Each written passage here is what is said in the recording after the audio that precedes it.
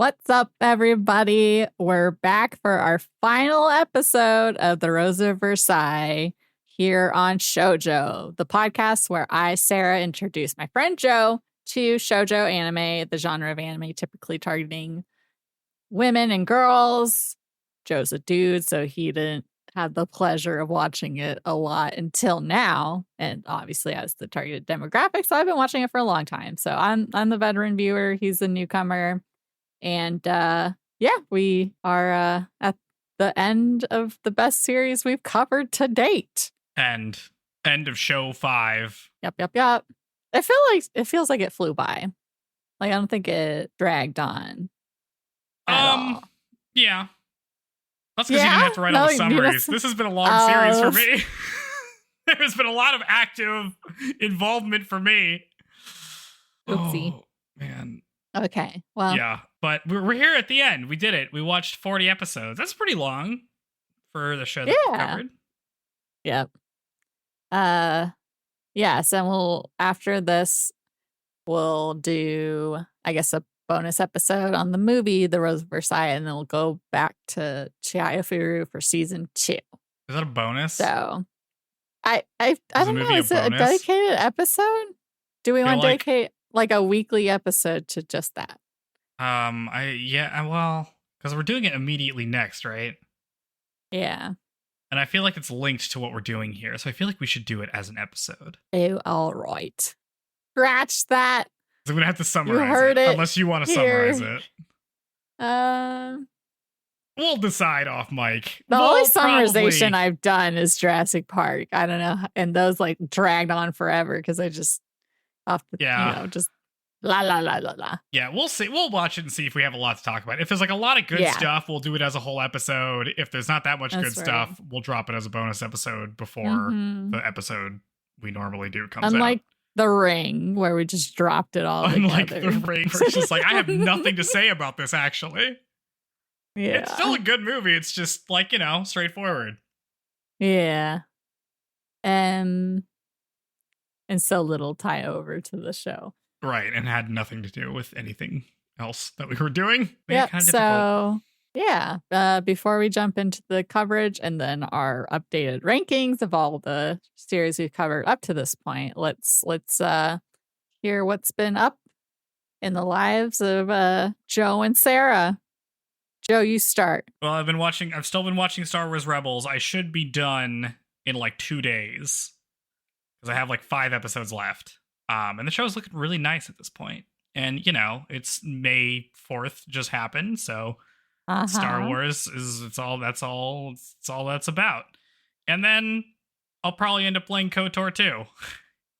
Yay! So I will finally... so we get to do a second bonus episode. Be doing that, yeah. We can talk about KOTOR 2. Sweet. Yes, so... I'll be doing that. Otherwise, I've been listening to... So because these episodes mention some prologue stuff of the French Revolution, I've been trying to shotgun all of the Revolution's podcast up until the point where Marie Antoinette gets executed, which in the show happens over the course of 10 minutes because it's just giving you a little post retrospective. Yeah. A little summary of what happens.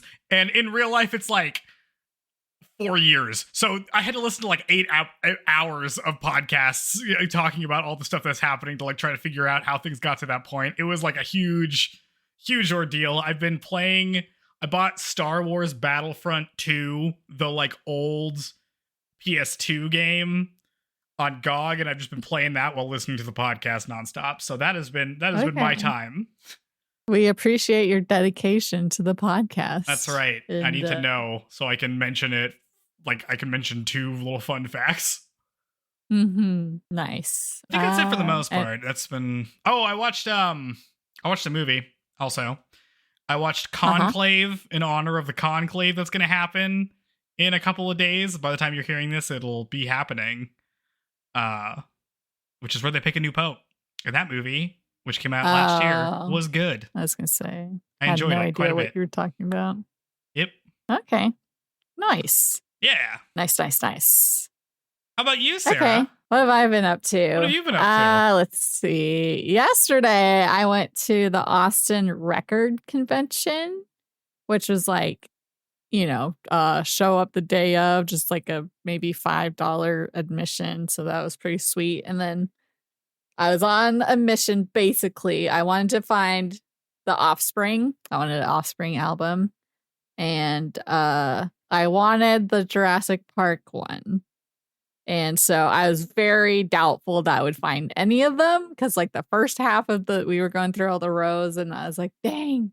So I considered getting, like, the Supremes, which is so good, or like, that would have been a good pick. The Gorillas or something. But what I ended up getting was the Offspring Greatest Hits. And then the gem. I was so excited when I found this, but I found the first like season's worth of soundtrack from Bleach the anime, and that is like an incredible soundtrack. So I'm so stoked for, number one. That song is so good with the lady singing and and then at the very end of the Rose, I found what I thought was the Jurassic Park vinyl record. And then after the fact, it dawned on me that it is not a vinyl record. And in fact, it is a digital laser disc, which is like a giant DVD looking thing, like bigger than my head, that I have no way to play. So, but it's, it's got cool artwork and stuff like that, and it was only $20, so I won't count it as a loss, just unconsumable unless I decide to get a laser disc player only for this one thing that I can watch already. Laser disc players for sale on eBay. I feel like they were like over 100, the ones I was seeing, so that's too much. Yeah. It's like a humongo DVD. They're so like crazy. $100, yeah. Yeah. Oh, wow. Cool thing. Let's see. What else have I been up to? Still playing Stardew, and I still doing the Baldur's Gate occasional playthrough. I haven't played Monster Hunter Wilds in a while, so I don't know when I'm going to get back to that. I need to, because then Rune Factory 6 basically is coming out, even though it's not called that. And then we have the new Fantasy Life game I want to play. Oh, and I want to play that, was it Claire whatever Expedition 33? Oh, Expedition 33. I'm seeing good things about it. Yeah, so I'd be interested to try it. It's like a turn-based RPG, and I'm like, bro. Oh, yeah. But people do say it's like Final Fantasy. Why do I gotta play a turn-based game ever again in my life? Mm-hmm. I say. Yeah, I guess. Even though I will play many of those before I die. Yes, you will. Trying to think of anything. I don't know. I gave Cricket bath today. I went to this cool. I went to all the cool things this weekend. I also went to this art bazaar thing that's only open seasonally here. Me and my grandma went, and I got a Mother's Day gift, but there was like a bunch of cool stuff, and it's kind of like the more homey knick-knacky version of a convention, but just a bunch of vendors, selling their like handmade stuff, and it's really cool. So I'll probably go back since it's open for the month. And let's see, I guess folks liked Raptor Cliffs, our dino course, and I'll be playing that on this week's live stream, joined once again by Tooth and Claw Podcasts, some of the folks from one of my favorite podcasts ever. So excited for that again. Yeah. And yeah, I think that's kind of all I've got going on. Yeah. So no, I gotta start watching some more anime outside of the show we're covering. Yeah.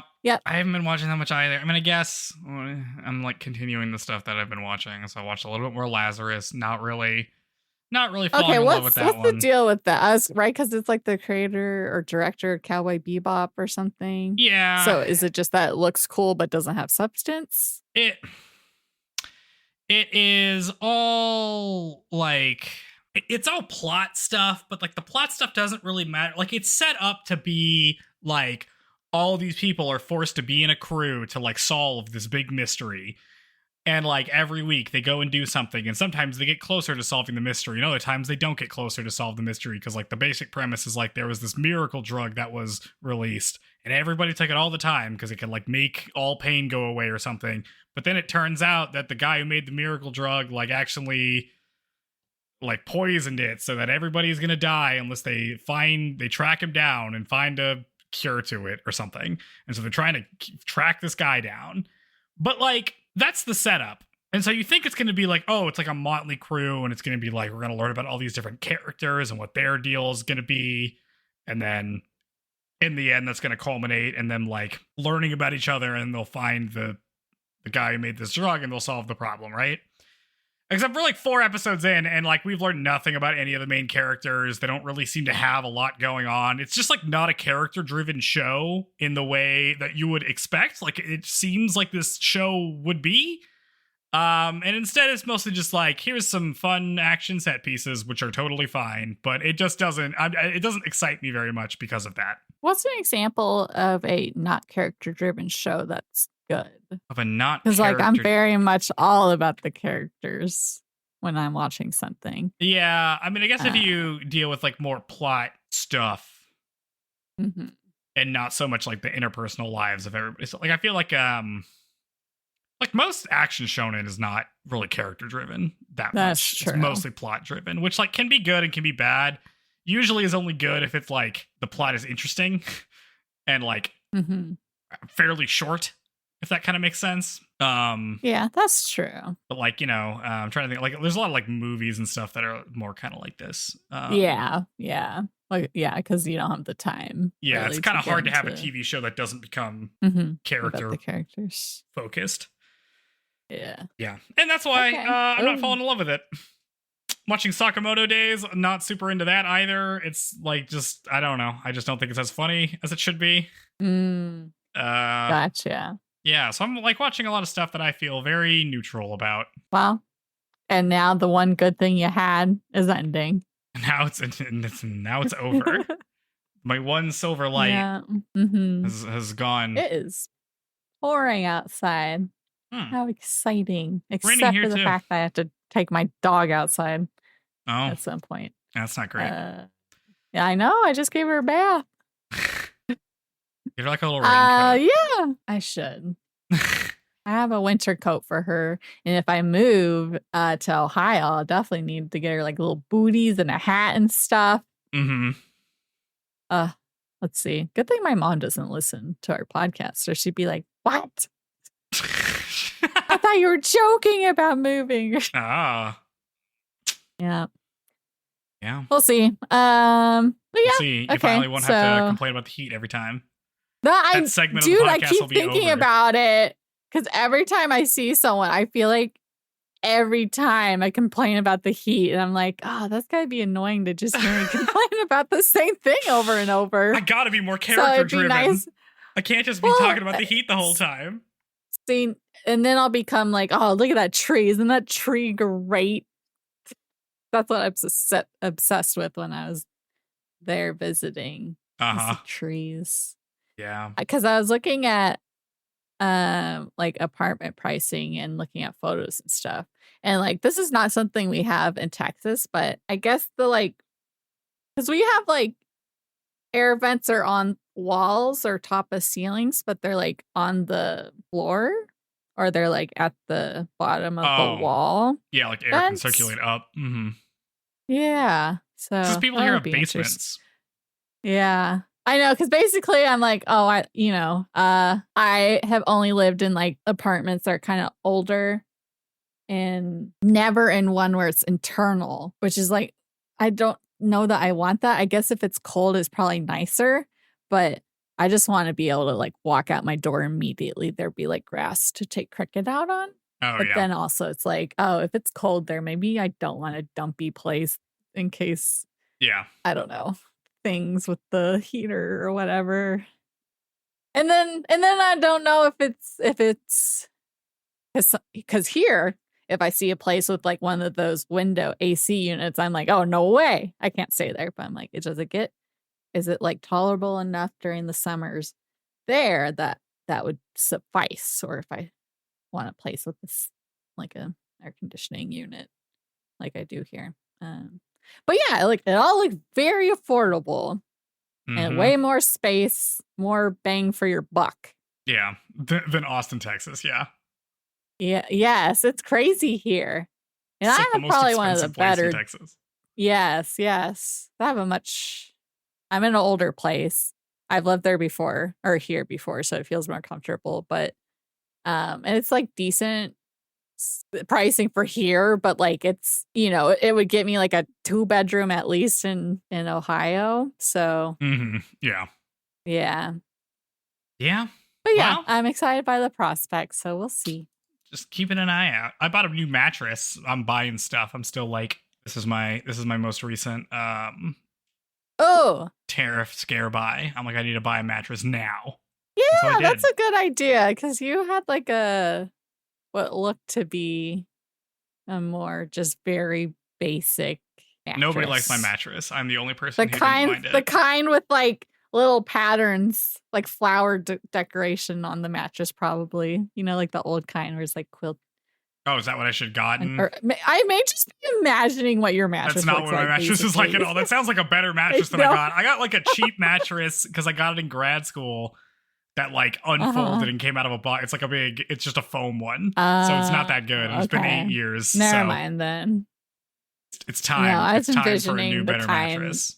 That are blue with like little flower decorations. So yeah, those are probably better. Crappy than the ones I have. No, more springy. I think. Oh, the ones where like the springs are all worn out. Yeah. So that's what I'll get that soon. Oof. Nice. Nice. Well, that's good.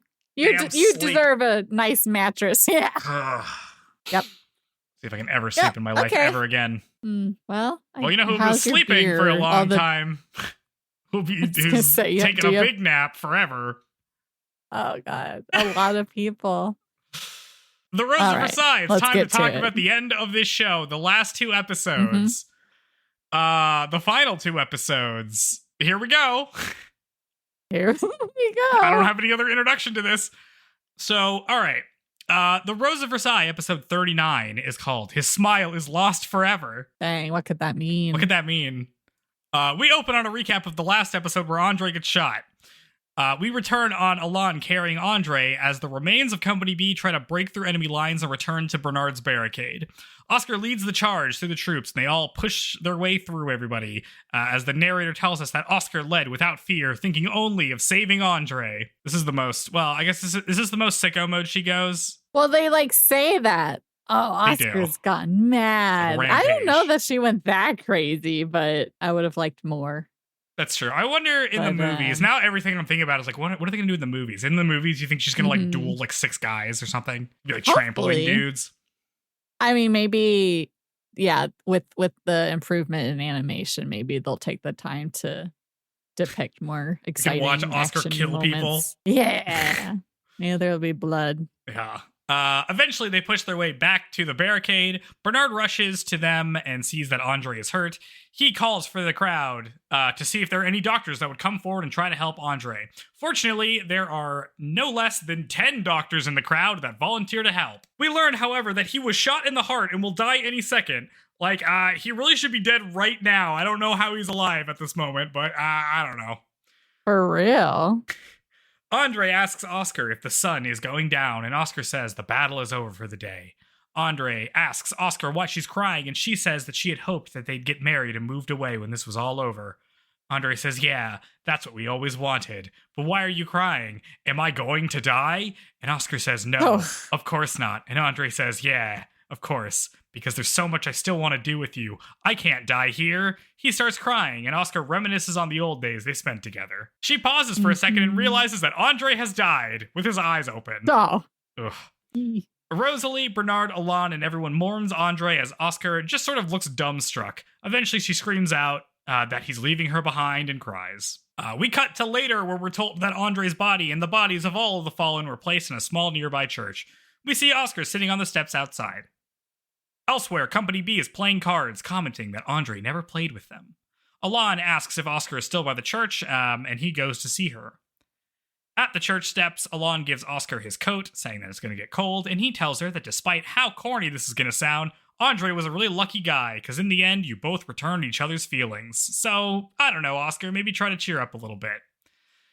He goes to leave, and Oscar tells him that she wants him to lead the men tomorrow, because she's not really up for it. But Alon tells her that despair doesn't suit her.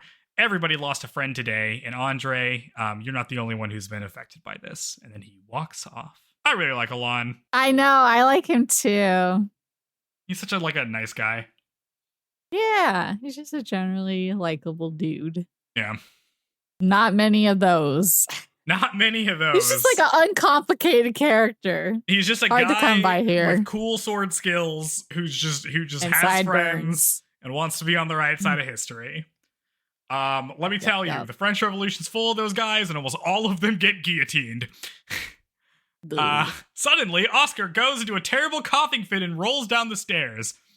She heads off to a nearby alleyway and sees her white horse. She thinks about the times she rode that horse with Andre and imagines riding with him again by the sea, just the two of them. She mounts her horse and rides off, but then she comes across a small group of 3 guards on a bridge and tries to blow past them, but one of them turns and shoots the horse down from below her, causing it to collapse. Oscar gets up and sees her now dead horse as the dream of riding with Andre disappears forever.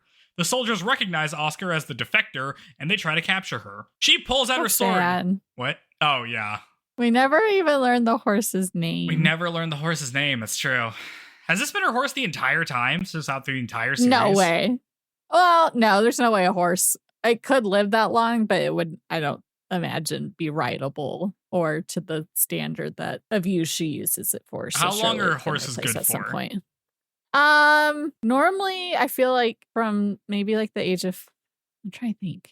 I don't know. Horses can, I think, live to be like 30 maybe. But I don't think people are riding them past like 20, but I could be wrong. Okay. Or well, maybe they get retired to like trail riding. She only got the horse when she got command, so she was like 16 or something, right? So 16 to 36, that's 20 years. Could be. Maybe. I don't know. Doesn't matter. Didn't have a name. She didn't care about it after all that time. Wow. I'm sure the horse had a name. We just never learned it. Okay.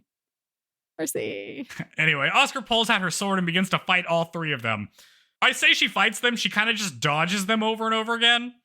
While fighting, she thinks to herself that if only she had realized that she had loved Andre sooner, they would have been able to spend more time together when they had it. She thinks that not realizing one's love is far more sinful than betraying one's love and asks Andre to forgive her. Do you think if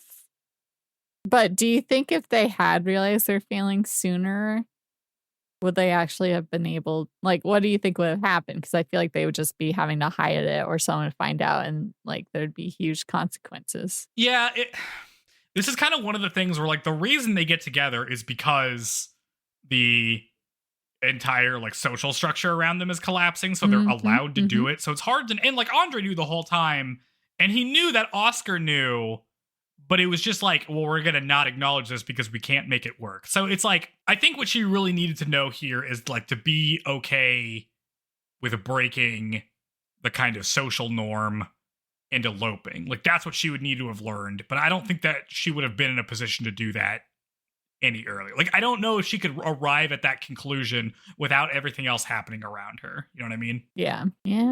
But she's really blaming herself. Yeah, she's in like a trance. Still going through it. She disengages with the soldiers and able to make a clean getaway on foot.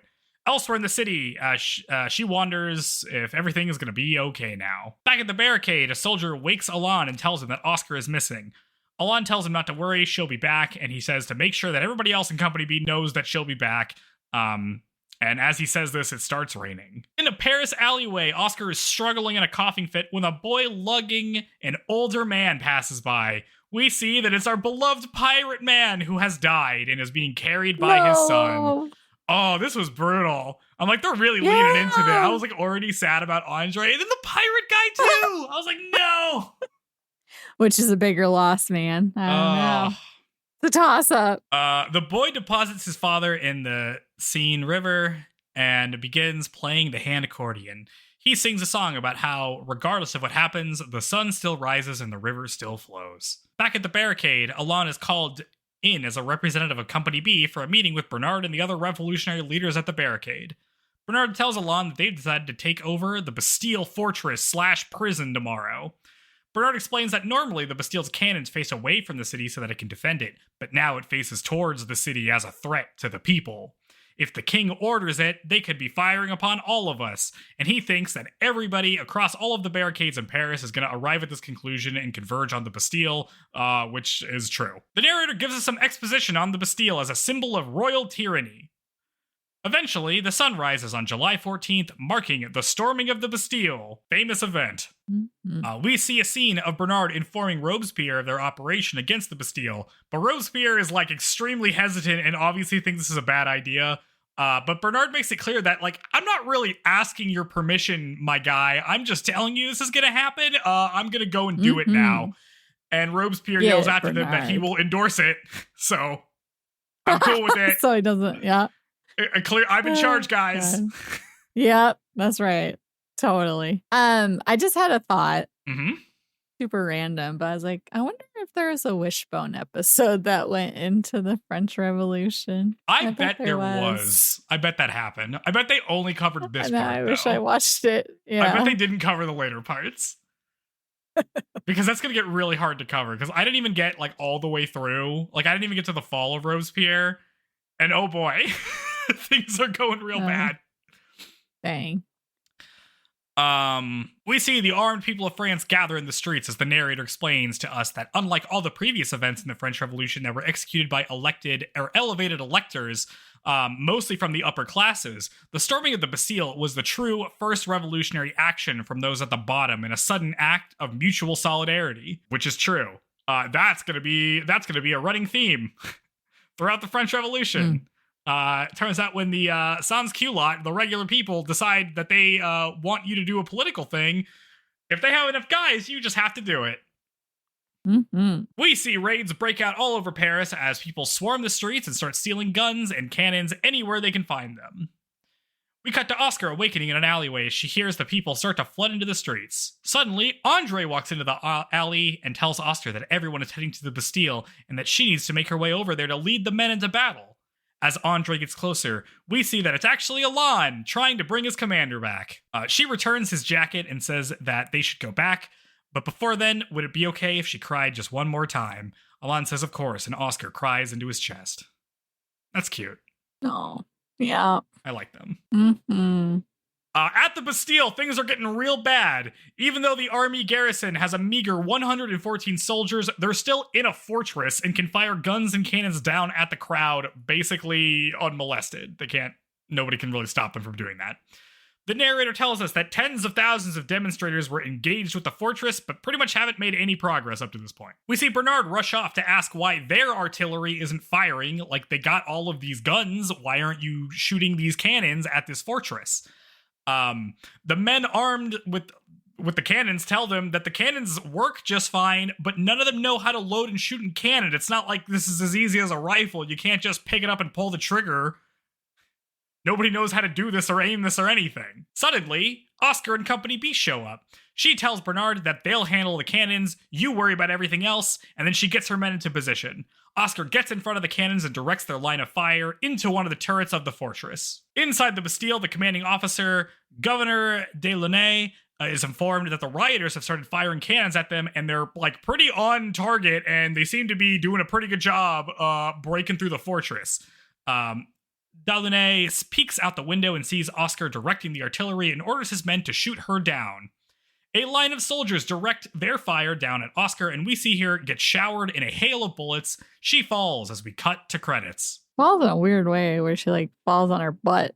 Yeah. Like in a sitting position. I mean, it's probably, I guess, it was how also you would cool. fall. I would think the force would just push you back onto the ground, especially with how many, but I like the scene where they're shooting and she's in front and it almost looks like she's going Super Saiyan, but like her hair like flies up and it's just her silhouette and it looks really cool. Yeah, this is there's a lot of cool stuff going on in that scene.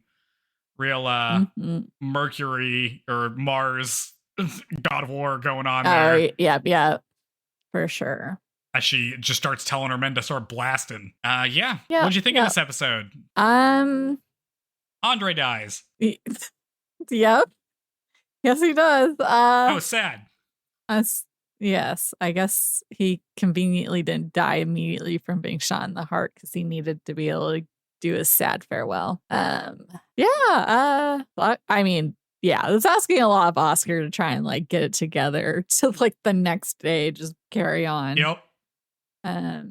That's the military for you, I guess. I guess so. Technically, they defected, so they can't force her to do anything. That's true. But someone's got to fire these cannons, and it's not going to be the random people on the street. Yeah. It's also sad that, like, I don't know, Rosalie, I feel like, isn't comforting her. I feel like she should be hanging out with her, like, on this step. Like, I guess it's been years since they lived together, but they used to be so close. Yeah, we don't get very much Rosalie in any of this. No, which is a bummer. No, Rosalie fighting. Rosalie doesn't shoot anybody on screen. The biggest disappointment. It's a bummer. Yep. Yeah. But good on Bernard for being like, yep. I'm telling you. Yeah, he's doing now it. I wish I hadn't. Yeah. Really leaning into like the like misery in these last two episodes in a way that I thought was not interesting. What'd you think? I was like, this isn't. I was hoping for more like oomph. I was hoping for a little more like a hopeful end. I mean, I guess we haven't gone to the actual ending, but this is like really laying into the despair, which makes sense in terms of like the second to last episode is despair, and then the last episode you think would be some relief from that. It is not really that, but you think that's what's going to happen. And that's what I thought was going to happen. Yes, the title of the last episode tells you. But I do like this episode quite a bit. I do like how it's like, you know, this is like the actual result of like getting involved in things like that. It is deadly serious, like military conflicts, destroy people's lives and like rob you of your future and all of this stuff. I think that's all good. It like puts into context what we've been seeing throughout the entire show, where people's loved ones died, but they're all people we didn't really know, or like we knew just that episode. Now it's people we know and we actually care about. This is kind of the first. Is this like the first death of someone we really care about? No, we like John. I mean, she was a bad guy. You know what I mean? Like she kind of had it coming, and she kind of knew she had it coming. The little I guess I was gonna say poor little Charlotte. Yeah, Charlotte. But we didn't really know. But her she kind of just either. existed for that one episode. You know what I mean? Like great episode, but it wasn't like a long-standing character that we loved. Mm-hmm. Yeah, I think this is. No, I guess not. I guess we didn't have any other ones. Yeah, so I guess it's the first time we're seeing this, which is nice. The horse, the unnamed horse. Dang, you ride through Paris on a horse with no name. Oof. All right. Move to the last one. Let's do it. Episode 40, the final episode, is called Farewell, My Darling Oscar. We open on Oscar getting hit with a hail of gunfire. She falls, but is somehow not immediately killed. Alain, Bernard, and Rosalie rush to her. They all try to carry her off while the siege on the Bastille continues. They carry Oscar into an alleyway, but she tells them to let her down right there. They lay her down, and Oscar asks why the cannons have stopped. They're supposed to take the Bastille after all. They can't stop firing. Alain tells the men to get back to the cannons, and they all leave, saluting Oscar one final time. They return to their positions and start bombarding the fortress again. Eventually, they create an opening that's large enough for the crowd to rush in. In the alleyway, Bernard tells her that they're on the cusp of victory. Oscar stares up into space and briefly imagines fireflies, and then lastly, Andre. She says goodbye and dies. Rosalie cries out as we get a cut away to various drawings of Oscar throughout the series. In a pretty good montage. Mm-hmm. Yeah, lots of different little moments. Yeah, this was good. And they play like is it the ending song? They play a song that's nice. Yeah. I can't remember. I guess it's not the opening because I would remember if it was the opening. No, it's not the opening. And the opening is like very upbeat. No, I feel like the ending is kind of upbeat. Well, the ending's like the guitar thing. It's like, I don't know any of the words. Anyway, yeah, so we get like various like drawings of Oscar throughout. Like some of them are things that we've seen before. Some of them seem like they're kind of new drawings. I don't know. And then eventually we get to the last one where we get some text across the screen saying that soon after Oscar's death, the Bastille fell. Then we cut away to Alain in the future working on a farm. The narrator tells us that the French Revolution did not end with the storming of the Bastille. That was just the beginning. What began as a liberation movement to form a new social order soon descended into mass bloodshed. Back to Alain, suddenly a carriage pulls up by him, and Bernard and Rosalie get out. They're still around, yay! We learn that it's been 5 years, and Alain has made good on his promise to his family to start a farm out in the countryside as he gestures towards his sister and mother's graves nearby. I'm surprised Bernard and Rosalie don't have like a little kid tagging along with them. That's true. It was 5 years. Give us something to be excited about. Bernard says that Oscar and Andre are buried in side-by-side graves just like that. Alain comments that maybe they died at a good time since they didn't have to see how things all turned out.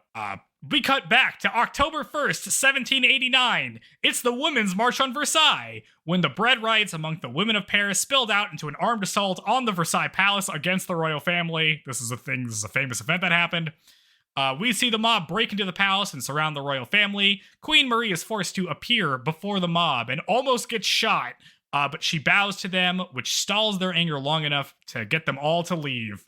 Internally, though, she says that she will never accept the revolution. In Sweden, Fersen is updated on the Women's March and becomes dismayed for Marie. The royal family has now been transferred to the Tuileries Palace inside of Paris, right in the heart of the people who probably want to kill them, so that's not safe. Fersen walks out into the rain and says, Oscar, you may be dead, but you live on in my heart. Please, give me some courage. I don't think he... Okay. Does he know that she defected? Like, oh, I guess if he knows she died, then he knows, yes. And like, I knew it. It's never the last time we see Fersen. He always comes back. It's never the last time. And talking about live on in my heart. God. Oh, God. More with the like, who do you like, my guy? Well, I think he's just like, you're the most courageous person I know. Give me some of that courage. You know what I mean? Yes. Yeah. You know. It's a nice sentiment if it wasn't for the thing that was about to happen. Yeah. Yep. We learned that Fersen decided to go back to France in a doomed attempt to get the royal family out of Paris. We get a scene of Fersen and Marie reuniting as Fersen declares his loyalty to her. We then get a summary of the flight to Varennes, where the royal family made a failed attempt to flee the country. We get a scene at one of the transfer points where King Louis thanks Fersen for helping them escape, but then asks them to separate from here. Things are going to be dangerous, says King Louis, at this leg of the journey, and he doesn't want Fersen to get caught up in it if they're discovered. Also, this doesn't happen in real-life history, Fersen, you can't be here. Fersen agrees and says he'll escape separately. He and Marie exchange one final look before they part forever, and he, cries out. More misery, let's go. Bye. Bernard finishes the story saying that the royal family was caught shortly after that and were dragged back to Paris to be essentially under house arrest for the remainder of their lives. The narrator tells us that after the failed flight to Varennes, Marie became so stressed that all of her hair turned white. That's not a thing, right, in history? I don't know. Maybe? Not that is notably mentioned. I don't know, just to make her seem super vain one last time. Marie Antoinette hair white. Let me search this real quick. Canitus subita, also called Marie Antoinette syndrome or Thomas More syndrome, is an alleged condition of hair turning white overnight due to stress or trauma. Okay, so I guess maybe it did, or fabled to have. I guess so. This is a story. Her precious blonde/red, according to Madame Dewberry hair, has turned white. Yep. I guess that happens. Rip. The flight to Varennes turned the public opinion permanently against the royal family. The narrator then gives us a brief explanation of the next couple of years of the revolution, where France abolished the monarchy and became a republic. We get a scene of Saint-Just as a government representative. He gives a speech of how King Louis is a traitor to the nation and should be executed. Then Robespierre comes up and gives a speech also endorsing executing the king. By a vote of 361 to 360, the king is condemned to execution. The next year, he was guillotined. We then get a scene... No more locks. No more locks. getting rid of that guy. Mm. Then we get a scene of Prince Louis Charles being dragged away from Marie to be held separately from her because he's just like given to some random family to be raised as like a random kid. She tells the guardsmen that they have taken her husband and now they take her child. Don't they have sons? Have they no mercy? The guard retorts that, yeah, they did have sons, but they had no money and no food and were forced to watch their kid die of malnutrition while the royal family was stuffing their faces. So, you're not going to be getting any sympathy from us. You tell her. Oh, jeez. Back in the present, Rosalie says that Marie was also executed soon after that, and Alana's like, I really don't care what happened to to Marie Antoinette. Anyway, why are you guys here? Why are we having this scene? Isn't this just like to give me a news update, right? Bernard says that he's planning to write a history of the French Revolution and wants to interview Alana about Oscar and Andre. Alana asks why they're talking about the Queen then. But then Rosalie continues, saying that she volunteered to attend to Marie while she was in prison, which is the tie-in that she has to the real Rosalie, whatever her name was. Oh, so here we go. Okay. Shockingly, she was able to recognize Rosalie from that one time they met at that one ball. Remember, like 20 episodes ago or whatever? Marie and Rosalie talked every day about Oscar because she's like, Oscar, I remember the good old days. Because talking about that soothed Marie's heart. On October 16th, 1793, at 12:15 p.m., Marie Antoinette was beheaded. Rosalie finishes by pulling... We didn't get to revel in it. Yeah, it turns out her last words were apologizing for stepping on the executioner's foot, so it's not... If you're trying to be historical about it, it's not like... it's not that interesting. Okay, what about the take cake... bread and cake, whatever line, famous line. Oh, let them eat cake. Yeah, that was like a way long time ago. Yeah. I don't think that's even a thing that she said. Oh, okay. It's just like a thing people attributed to her saying. Mirror. Let's see. Rosalie finishes by pulling out a paper rose that Marie had given her on the morning of her execution. Marie had made it while thinking about Oscar and asked Rosalie to dye it with Oscar's favorite color. The only problem is Rosalie never asked Oscar what her favorite color was.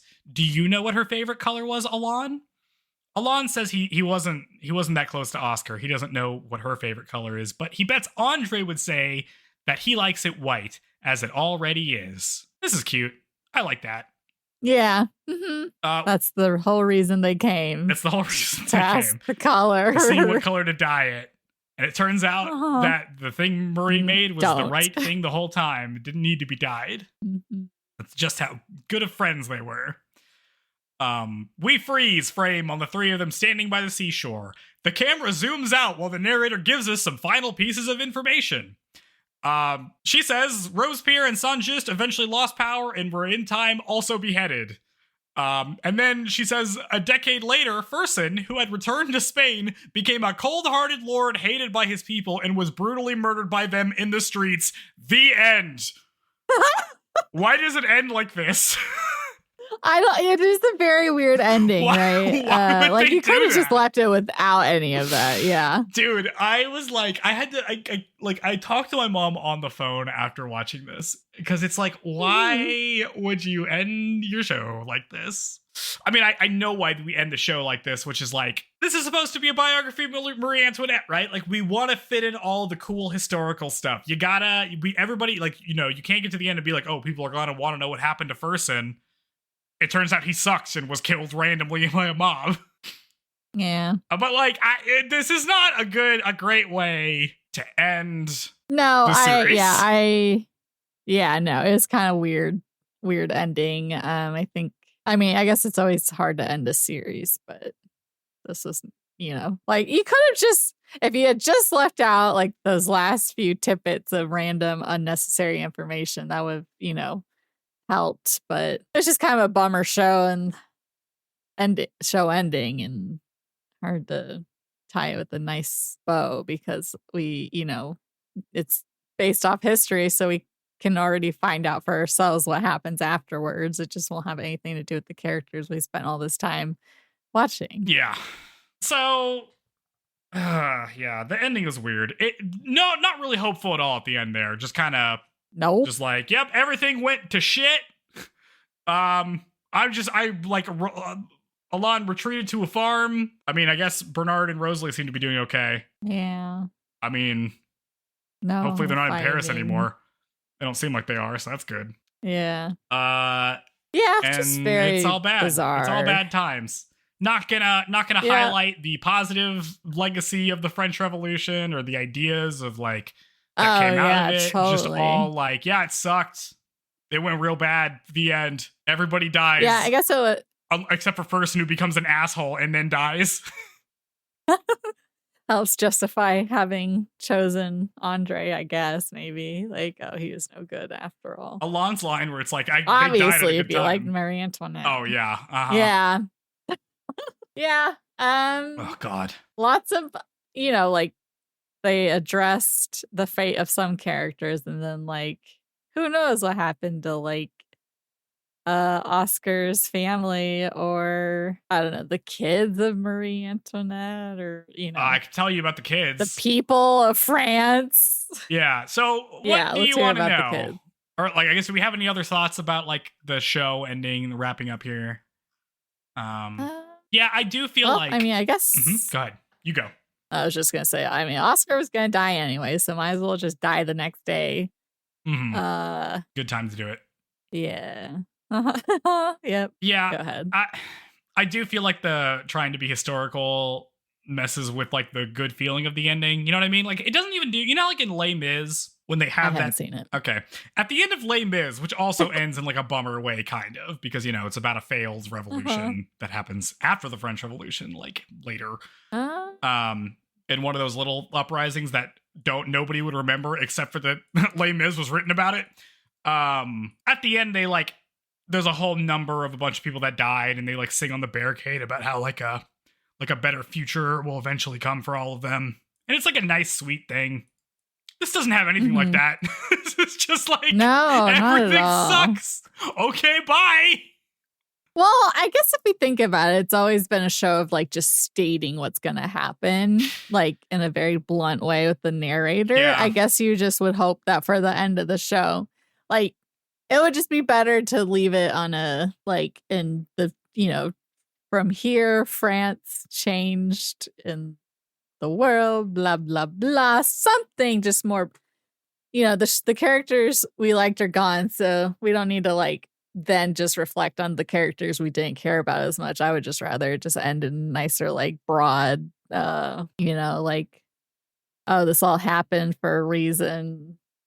Yeah. And the reason was that France was better for it or something. I mean, like I get the idea of like, you don't want to end on like, and everything was good, because that's like very disingenuous to the past. And like, it didn't end good. I mean, the thing is like, yeah, it ended real bad. Like all that stuff that they said is true. Everything eventually got worse. And then they did the Bourbon Restoration and kind of reset thing. But like, there are concepts as to why it is important, and like, and highlighting, I think, like the main theme of like, it's really the social structure that is suffocating everybody is the reason why, like, we mentioned in the last episode that Oscar kind of couldn't come to the realization that she should be with Andre because of the social structure, which is like the main thing that gets, I don't know, undermined by the entire French Revolution, right? Like even kind of going forward, like the erosion of like noble privilege and monarchies and all that stuff can kind of be traced back to ideas that were first thrown together or like really explored during the French Revolution. So like they did accomplish the thing that I felt like they were primarily fighting for, right? Yeah. It's just not what we focus on at the end.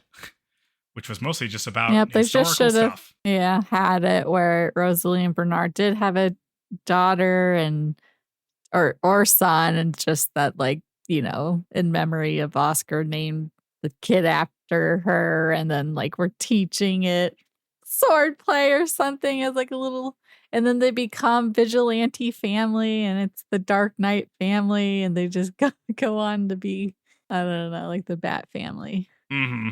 The end. Nope. We didn't get that. Nope. Yeah. So is this our worst finale? No, I don't think it's the worst finale. No? What's the worst one? Of all the shows we watched? Yeah. I guess of any show. I guess we're getting ahead of ourselves. Yeah, we're getting ahead of ourselves. I mean, again, a lot of those shows didn't really end there, so it's kind of hard to know. This is kind of the first one, except for Angelic Layer, that Angelic got Layer to the end of the actual story. Yeah. Like it's not continued in a manga or anything. That's true. Yeah. Yep. Yeah. Anyway, let's do. Do you want to do a segment? Do you have any questions about what actually happened at the end of the French Revolution, or what happened to any of these people that I might, hopefully, I know? Well, so what ends up happening in Austria? Because it was her brother, but they're saying she was the last of the whatever line of rulers. No. Nope. No. Like her brother rules. Okay. And then what? Both her kids live? They don't just get like... The daughter does. Okay. I think, yeah, she is the only one that lives. Because Joseph dies of tuberculosis. The other one, Charles, was adopted by this family, but then kind of neglected, and then got tuberculosis and died at 10. Dang. And then she had another daughter, but died of tuberculosis or convulsions or something. Also died like less than a year old. Her TB is wiping everyone out. Yeah. I guess some stuff to mention. So the storming of the Bastille, not a lot of people actually died during the storming of the Bastille. Not being blown up by cannons. I don't think they were firing cannons at the crowd. They might have been, but they were shooting, but I don't think they might have been firing some cannons, but not in the way that we're seeing where they're just blowing people to bits. It looked like 93 people died from the people, the civilian insurgents, and then one died from the soldiers. I don't think they did fire some cannons, but they broke in by cutting down the gate essentially, and they kind of rushed in. The thing about the Bastille is that it had a reputation of being the seat of tyranny for royal whatever prisons. This is where they put people in prison. But it's not really how it was being used. It was kind of like a prison that you send your shitty rich son to, who's being an asshole. Or if you got in trouble, it's kind of time whatever. Out prison. Yeah, and the real reason that they wanted to take the Bastille was because they had transferred a lot of the gunpowder to it. Mm. So that's kind of the main thing with that. And then they ended up killing all the soldiers inside it, basically, later on. Yeah. Gotcha. Have any other questions about? Do you want to know how you want me to give you a really brief of what happened next leading up to Bree dying? Sure, let's hear it. So yep. You know how I said that Robespierre was not really the guy for a while? Yeah. Uh-huh. So the real trajectory of it seems to be at the beginning, there's the storming of the Bastille, which is kind of the big thing. That kind of forces King Louis to, capitulate to the National Assembly. The National Assembly is kind of run by these liberal moderates who are trying to cobble together a constitutional monarchy, that kind of thing. The people in the streets started hearing that that's what they were going for, and they're like, I'm sorry, did we just fight and die so you could slightly limit the king's power? Is that what we did all that for? They stage another revolution, overthrowing those guys to install a bunch of more radical Republicans who want to establish a republic, and that's where the king starts getting into some hot water in terms of his position, because he's kind of doesn't really have any power at that point. It becomes clear that the mob can kind of start dictating policy if they send enough people to the governing bodies wherever they're meeting. So that starts to kind of happen. So it kind of becomes a game of whoever can rally the mob to show up to riot against the sitting government and threaten to kill those guys kind of gets to win the day. That ends up leading to a big how do I say this? Everybody decides that they really want to go to war with Austria because they hate the Austrians, and they're well, surely we will, we can liberate all the people that are under the Austrian thumb, because Austria is kind of this big conglomerate of bunch of different kingdoms and stuff like that. Meanwhile, the Austrians have like kind of, they're like, shoot, like if anything happens to King Louis and Queen Marie, that's not great. So they kind of sent this incredibly milquetoast, like threatening letter that's like, if anything happens to those guys, we'll rally all of Europe and come attack you. But like they never were really going to do that.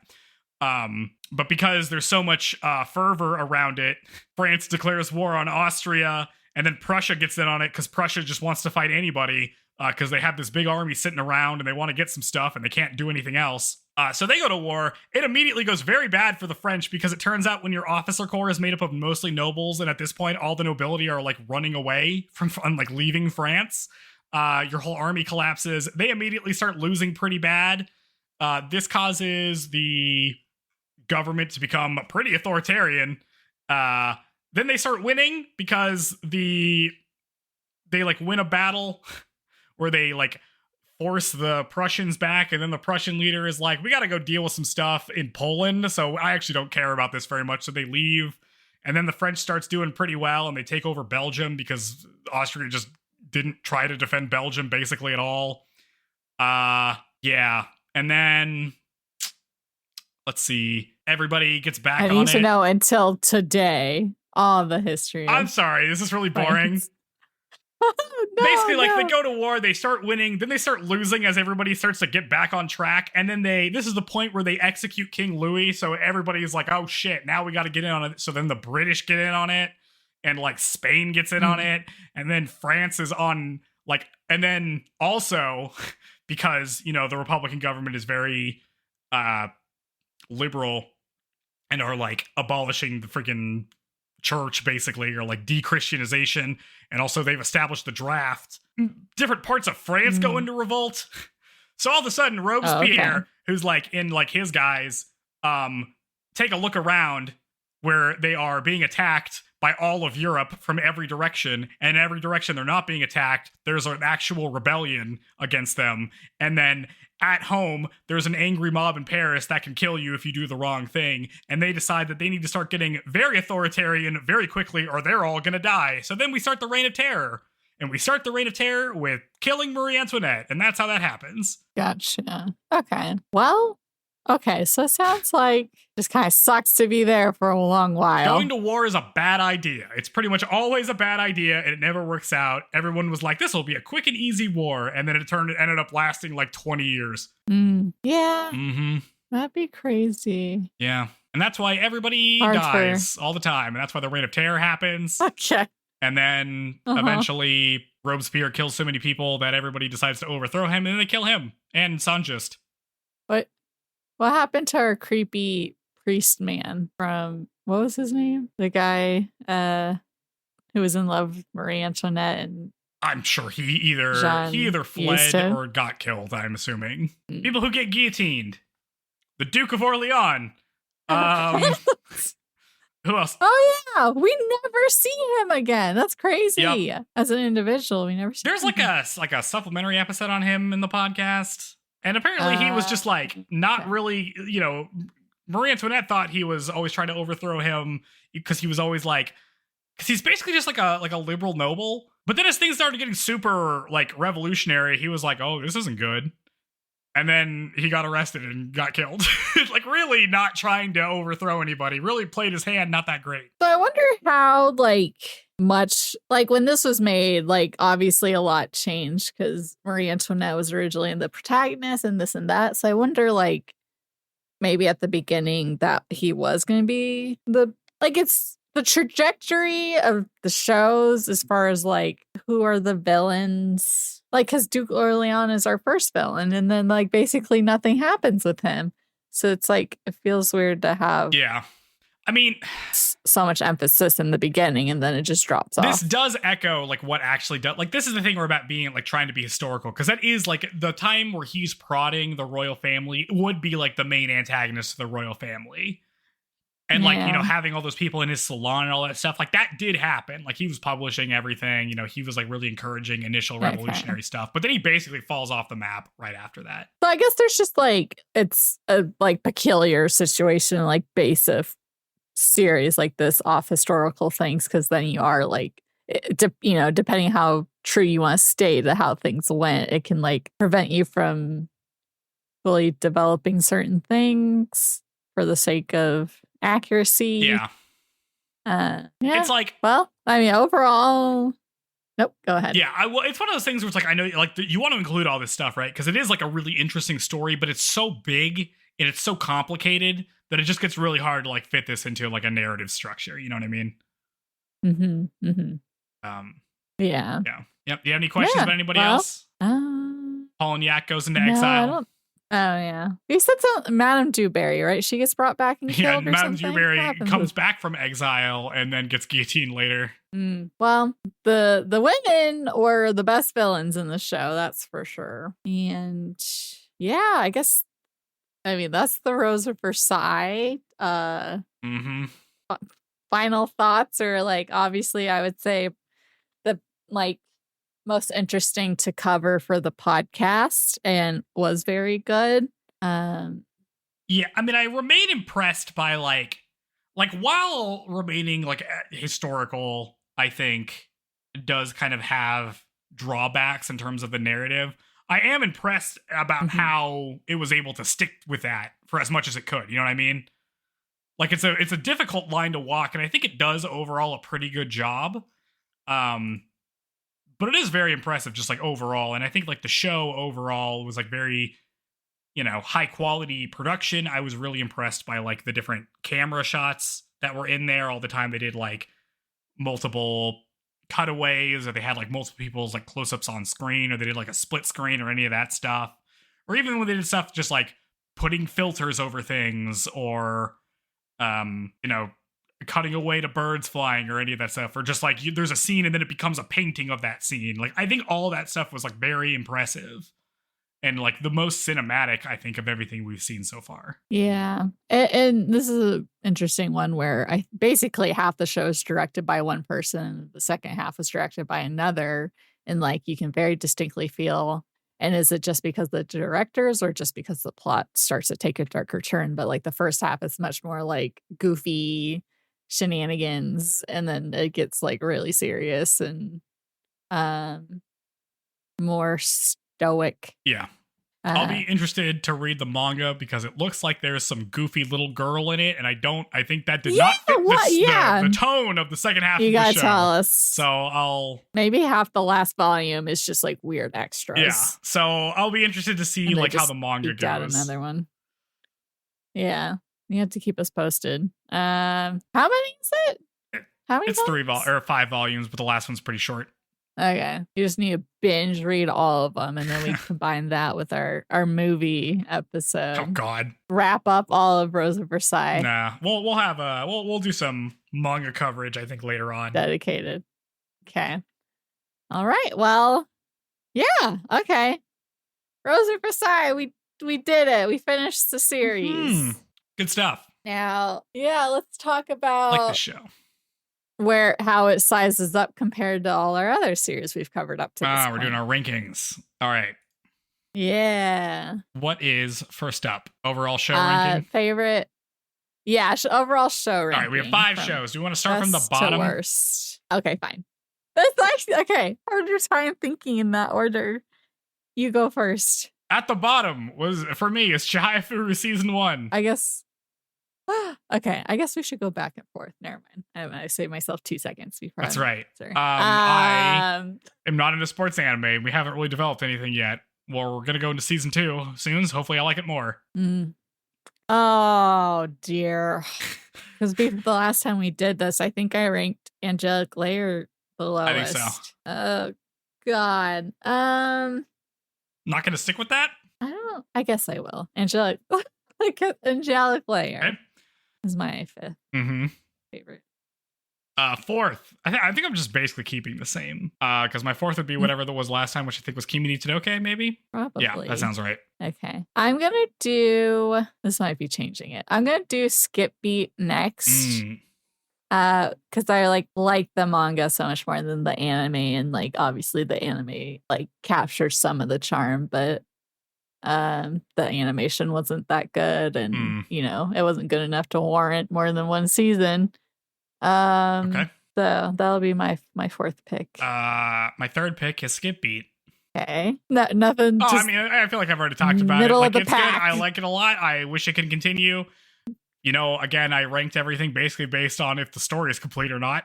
Yeah, that's But true. Kyoko is a very strong character. Yep. Yes. Well, she'll be up, or some of the skip beat stuff will be up there in our other categories. Okay, so number 3 for me will be let's do Chihayafuru. At 3. Since yeah, because I think I had it at my top before, but I think like I don't season 2 will probably like affect that once we cover it. But yeah, I don't know. I guess after like covering a show with so much substance, and then that one is a lot more like not anything crazy deep happens. It's like a fun show, but maybe it doesn't like, or at least not in the first season alone, to do enough. And yeah, so okay, that makes sense. Yeah. Number 2 is going to be Angelic Layer. Yep. I knew like that. A complete story. My number 2 will be Kimi ni Todoke. It's just like a great example of shoujo. Just like a very good quality one, a very, like standard setting of school life and romance, and kind of sets the curve. Handles it in a much more like meaningful way, and the characters are very likable. So that's number 2.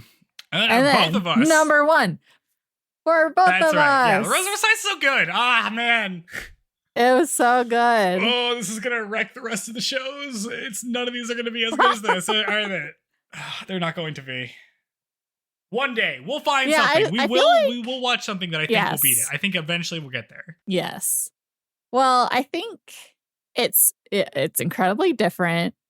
I feel like this is just one that I felt like maybe the most excited to talk about with you, because I knew it would definitely resonate with you, and it was something neither of us had covered, so that probably lended to the excitement to talk about it, because I've never seen or talked about it with anyone before.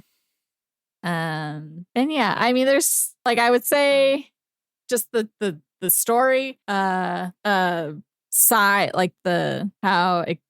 No, I'm trying. The vastness. Nope. Yeah, I mean, like, whatever. It was like a bit, like lots of stuff. So, like, a lot of different things we got to talk about versus, like, typical shoujo of rehashing an issue that doesn't even have to be an issue kind of thing. Yeah. And not just talking about, like, action sequences, but having it be about adults might help, because I'm also an adult. You know what I mean? Like, yeah. For sure. So good. Yeah. Yes. All right.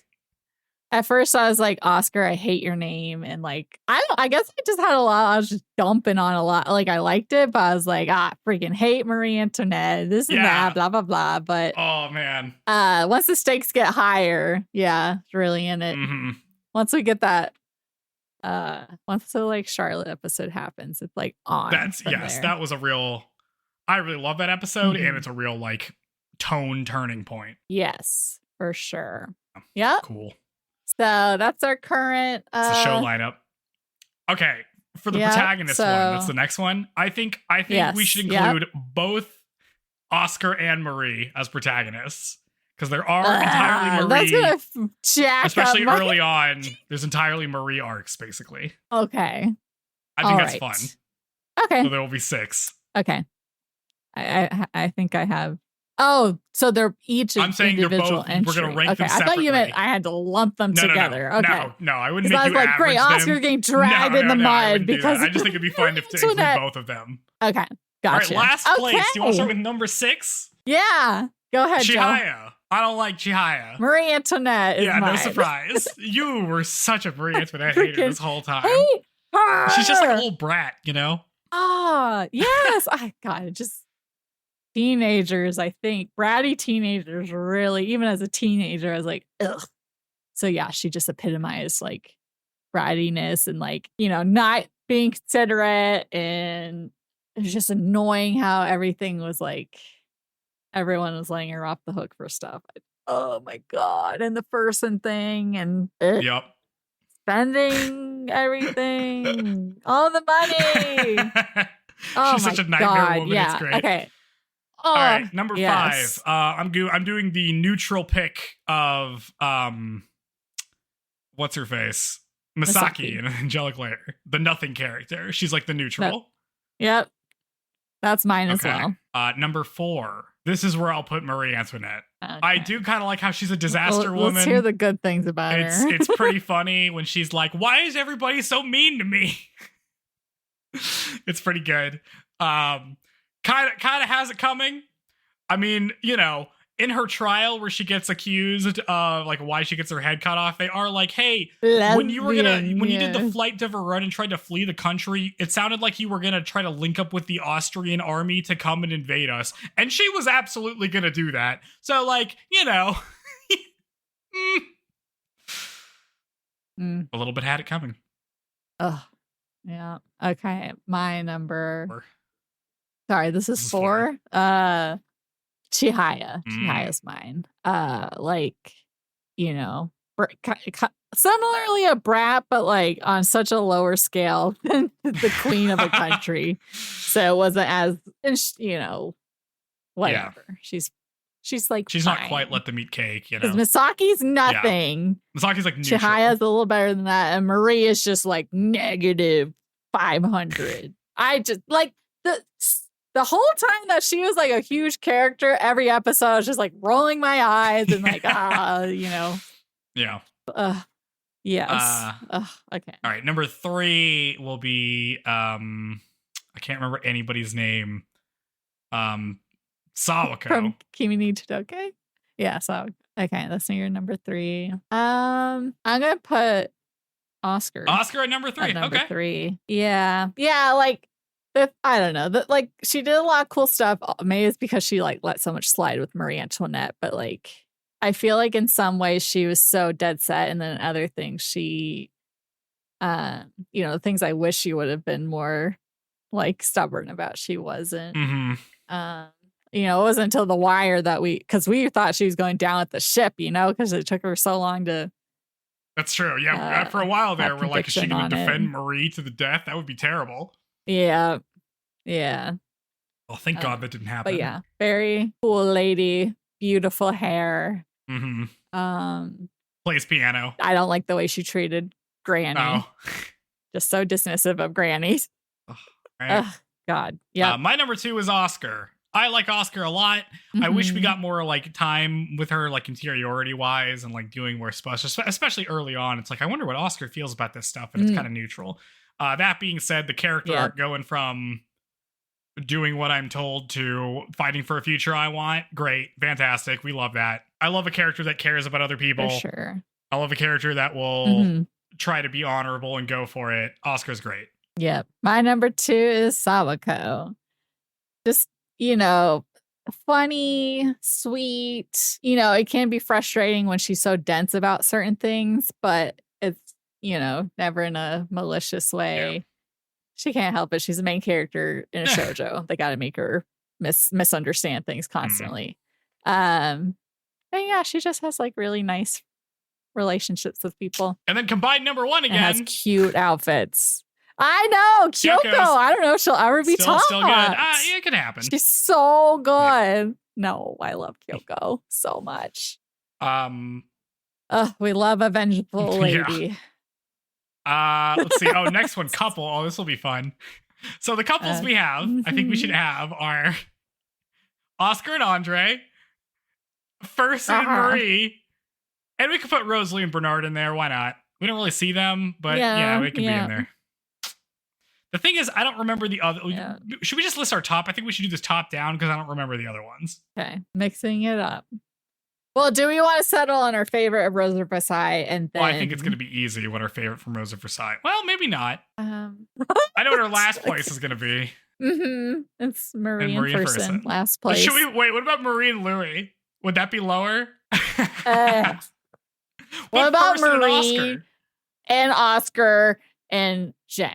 The lesbo. Oh man, imagine from the trial. Or her and her doofus guy that they blow up together. Okay, what do we think the best? I'm trying to go top down because I'm trying to remember from the other shows. I mean, the other shows are Angelic Layer, who cares? They don't matter. Sai and Kaede. Sai and Kai. That's not a real couple. That's like Imagine couple. We need to have a different list for the Imagine couples. Misaki and her soon-to-be uncle. God, that was so weird, man. Why is it like that? No, I guess the only couple we kind of get. Well, no, we get Ichan and her mom. I guess. Yeah. The Sonatas or whatever that I made that joke about. Oh yeah, they're the best. They're the best. Angelic Layer is the lowest one of couples, though. Yeah. Ooh. Skippy, we have Kyoko and Ren. I said Kyoko and Ren, and that was it. And they didn't even get together. That's also low. That gets Kimi Todoke is stacked. Kimi Todoke. It's really just Kimi Todoke and what's the other show we watched? Rose of Versailles. We watched 5 shows. Chihayafuru. Oh god, that one's so cursed right now at the end of season 1. Oh god. Yeah. I mean, there's like Chihaya and Taichi or Chihaya and Arata. Like so it's not even like a solid. Those are both bad. Everybody's underwater for me except for the Kimi Todoke couples. So I'm just gonna rank against those. Well, yeah, I okay. Last place. Okay, so basically is First and Marie. Good lord, these two. just a nightmare couple of people. Yes. Just shirk your responsibilities as queen for this guy who just is here in the knot and then here in the knot and then basically gets you beheaded for trying to be cool and saving you at the end, and then you get in trouble. Yeah. Then I'll just go through all. I'll just go through all mine. Do you want me to just do that? Do you need more time to think? Sure. And then I'll do Ayane and Kent for I don't like them. It's Kent. And then I'll do. I'm feeling like I'm gonna treat Bernard and Rosalie as like the neutral couple again, because it's just like they're a couple that get along. Yeah, they're fine. You don't get anything they're the zero. With them. You know what I mean? Where it's just like it's fine. And then I'll do. I think I'm gonna do. Chizu and Ryu. No, they were my top last time. I like them a lot. I would say if we're okay, because I agree with you so far. I would put Oscar and Andre. I like Oscar and Andre. The thing is, like, I feel like I like the idea of Oscar and Andre. We don't get a lot of time with them actually together, but I feel like throughout they convinced me of the love thing from like the pining aspect of it. You know what I mean? Like the desire and then the consummation of them doing it together. I feel like is really satisfying, and I feel like if that's how we're gonna treat most of these, there are only couple to. There are only couple to. That's true. God, get we it had an on. entire plot point about how freaking what's his name can't even kiss Sawako. What's his name? Kazehaya. Wuss boy. Oh God, he was so annoying at the end. I'm putting Kazehaya and Sawako at 3, and then Oscar.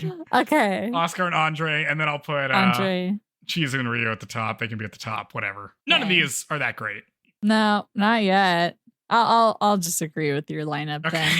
Yeah. Well, because there's no yes, everything is just love it. There's always some kind of thing with the ones we do like, or it's not satisfying enough or something. Yeah.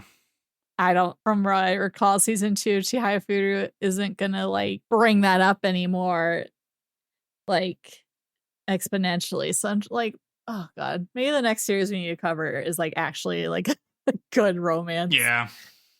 I mean, Kimi ni Todoke was, and that was the primary thing it was about, but it wasn't as clear cut. Well, they're also teenagers. It makes it hard. You know what I mean? Because you got to do the teenager first relationship things. Mm-hmm. That makes it tough. Yeah. The next ranking.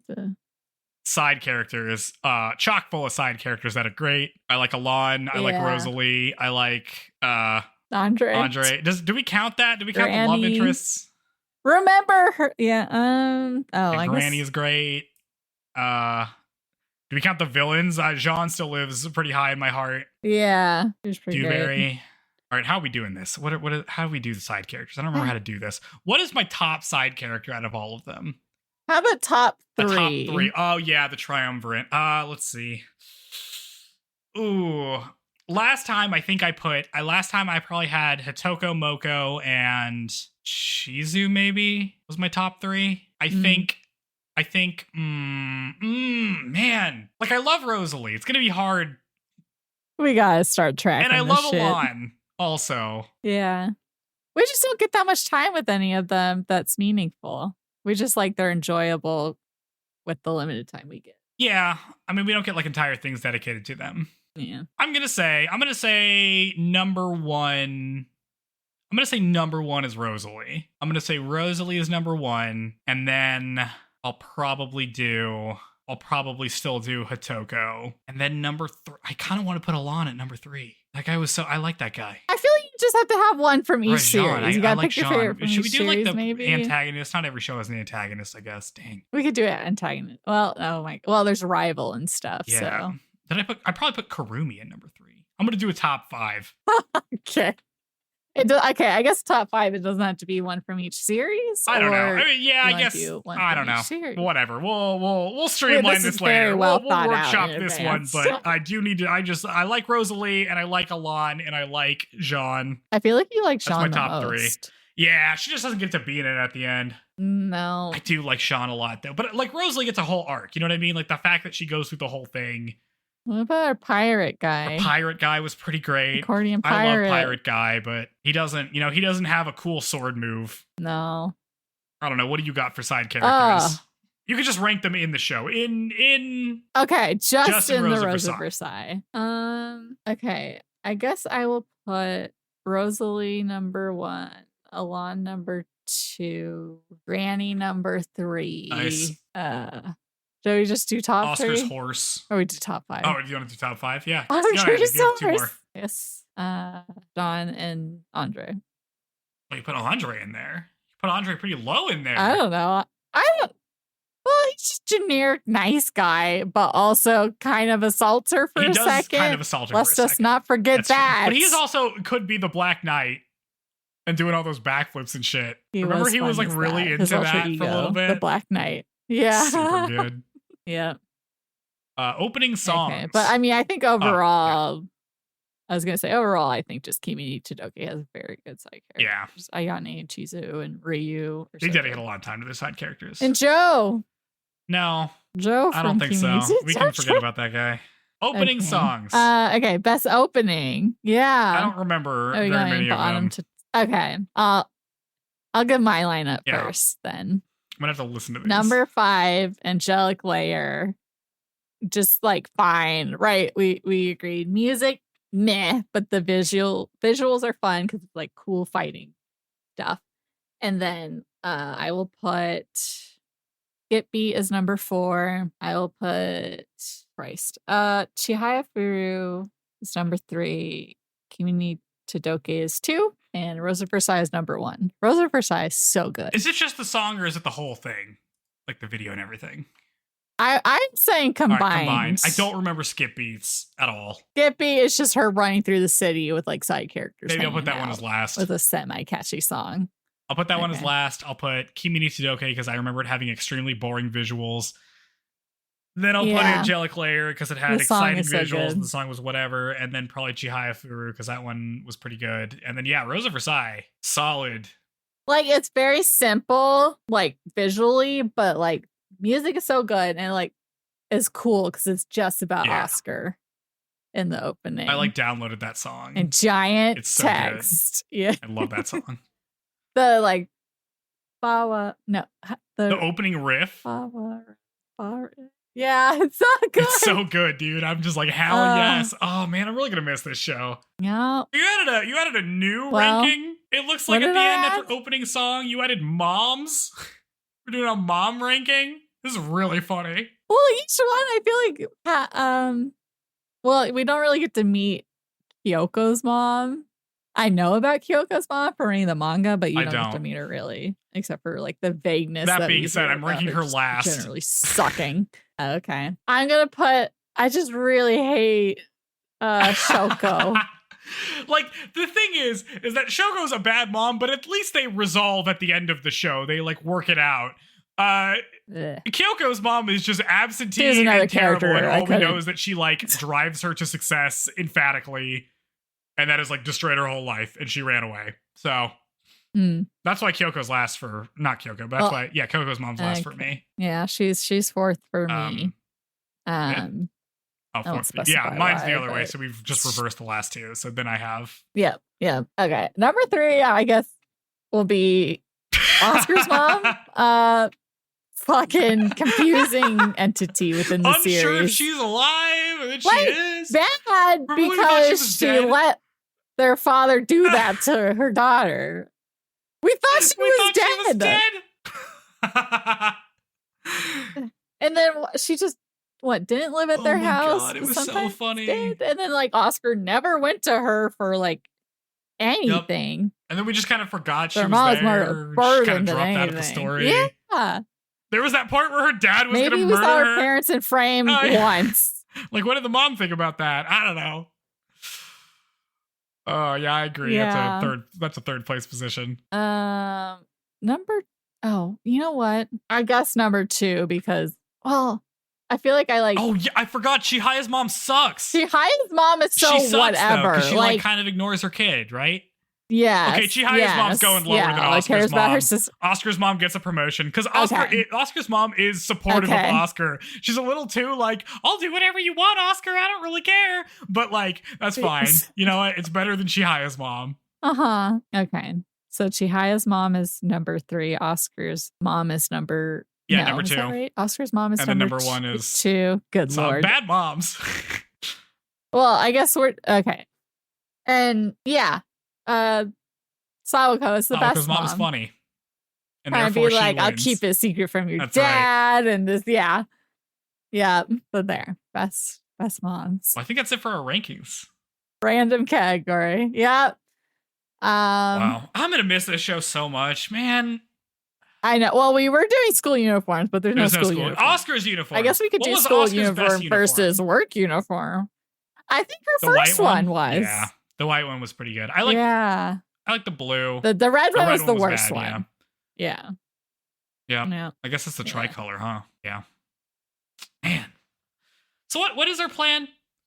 It's over. So we're going to watch the movie. So it's not over. It's not totally over. We are going to watch the movie. Well, and then we're going to watch Chihayafuru season 2. So next time, if the episode is good, if the movie is good and I'm gonna watch the movie and I'm gonna message Sarah and I'm gonna be like, yeah, there's enough to talk about, or I'm gonna be like, I got nothing to say about this movie. I'm sure we're gonna have things to say about it. I feel like there's just no way I could watch this and have no opinion on it. So I think we'll probably have a normal episode on the movie, which is on Netflix right now, so you can watch it. Yep. But if not, we'll be watching the first 3 episodes of Chihayafuru season 2. That's right. Get back in the zone. We're gonna see what's going on. We're gonna see if we're gonna see what kind of cursed relationship forms. We're gonna see if my boy Taichi who's gonna win. Get anything good ever happens to him again. Is that our most? I feel so bad. I wonder if Taichi will ever smile or feel happiness. His smile will never return. Oh God! Just Andre's, but because Andre is dead. Taichi and Andre would get along together so well. They would go out and drink together. Furson can't come because he sucks, but Taichi can come. Furson and Kent can hang out. Yeah. Oh my God! They should. Holy shit! Oh, see, this is what we got to do. This Furson and Show bestie. I know. Whatever. Okay, we got to start. Are we gonna make a little? We should make a little story about our chapters in our little fake universe of our show. Yeah, what's everybody doing at the clubhouse? That kind of thing. Short stories. Yeah, we gotta be doing that. Yeah, Mickey Mouse Clubhouse or the House of Mouse. What was that? Were they Yeah, House of Mouse, House of Shoujo. We really gotta get on that. Maybe draw a little collage, one of those scenes. Whose table would you sit at? You ever see those memes? Oh, yeah. We should draw one of those with everybody. God, the Kent Furson one. Jesus Christ, I didn't even think about that. Whoa. What other sucky? I don't know. Ojiro. Yeah, Ojiro. Oh my God, the Kent Furson Ojiro clan. And our sadistic guy, Sato from Chihayafuru. That guy's still going to be a character. Joe hates him. About him again. He's about to graduate, isn't he? So probably not. I don't know. Right there. Our last episode for Chihayafuru is called Losers for a Year. So yeah. It's going to be starting off. Well, we got introduced to the last rallying master tone. or whatever. And he's some weirdo everybody hates. Oh, yeah. Man. Even Oh, our girl. What's the queen's Shinobu. name again? I'm gonna have to refresh everyone's name. Shinobu. My favorite little weirdo. Shinobu. Yeah. We need like clicks, the shoujo clicks or something. We'll figure it out. Divvy up. But in the meantime, rate us high. 5 stars on your podcast platform of choice. We really appreciate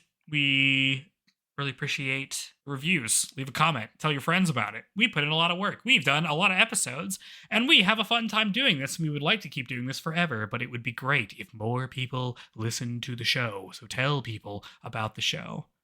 And tell them to watch The Rose of Versailles. You're watching the last episode, so I'm sure you, audience member, enjoyed it. But you should tell your friends that they're missing out on the best show we've watched thus far. Because it is. Don't be put off by how it's old. That's right. It was not a factor at all in the viewing experience. You know what we might do as a bonus? I forgot. We might watch the Lady Oscar live action movie. Remember when we watched the trailer for that? And it was ridiculous? We gotta do. We do need to watch that. Oh my god. Okay, 100%. That'll be a bonus for sure. Okay, maybe. Yes, for sure. Okay, yeah, that'll be fun. So you guys should check that out too. We'll let you know when we're doing that. If you want a little cringe in your life. Yo, it looked so crazy. The trailer was so funny. Yeah.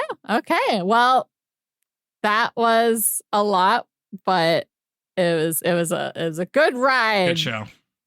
Until the horse died. And then we got just kind of an exposition of things that happened in history, and it was all a bummer. That was kind of a weird note to end on. Okay. I have my life lesson for everyone. All right, what did we learn? When you're buying something, read the cover to make sure you don't actually buy a laser disc instead of a vinyl record. Yeah, that's the big takeaway from The Rose of Versailles. Don't buy a laser disc on accident. Okay, well, let's give us the Rose of Versailles one. Sometimes your feelings for people can be eclipsed by the society that you live in, to where you don't think it's possible for you to love somebody because of the implications it might have, or you may not feel like you can live your life the way you want because of the social implications. And I think you should examine that closer and see if maybe there's a way you could carve a life out for yourself regardless of it.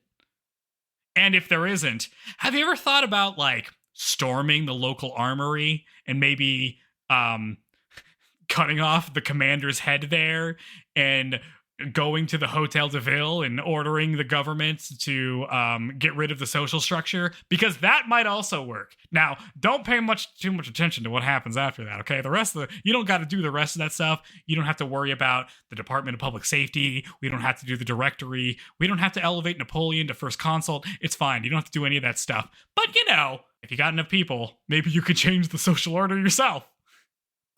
Oh my god, that's right. Don't let the ultra rich dictate your life to you. Oh, that's right. Okay. I wonder if any of our other animes will have us drawing comparisons like this one has. We shall see. Sometimes there's a healthy fear of the mob, Sometimes they just got to be reminded that things can go bad for them, even though it doesn't seem like it could.